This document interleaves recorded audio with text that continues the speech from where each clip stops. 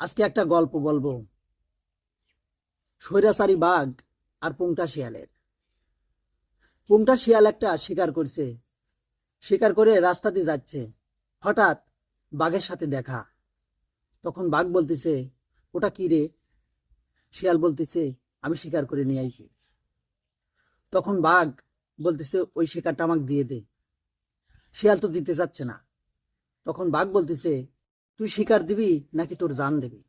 এক পর্যায়ে শিয়াল বাঘকে শিকারটা দিয়ে দেয়, আর মনের দুঃখে বলে, আচ্ছা তুই আজকে তো শিকার নিলি, নিয়ে যা, কিন্তু সুযোগ পাইলে আমি তোর একদিন গোয়া মারবো।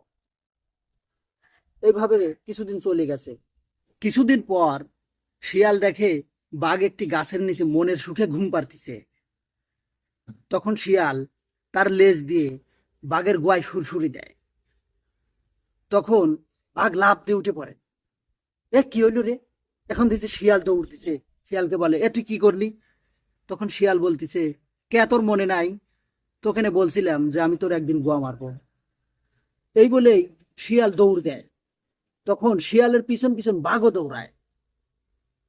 একজন মানুষ আবার রাস্তার উপরে পত্রিকা পড়তেছে। তো শিয়াল আবার ওই পত্রিকা পড়ার যে ব্যক্তি, তার কাছ দিয়েই যা গ্রামের ভিতরে পালায় বা লুকায়।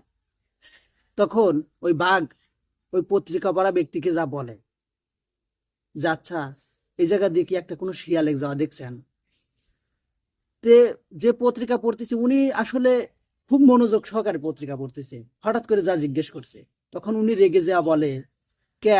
শিয়াল কি তোমাকে গোয়া মারছে? তখন বাঘ বলতেছে, কে? আমাকে যে গোয়া মারছে এটা কি পত্রিকায় উঠছে? আসলে চোরের মন যে পুলিশ পুলিশ, আসলে বাস্তবতাও তাই।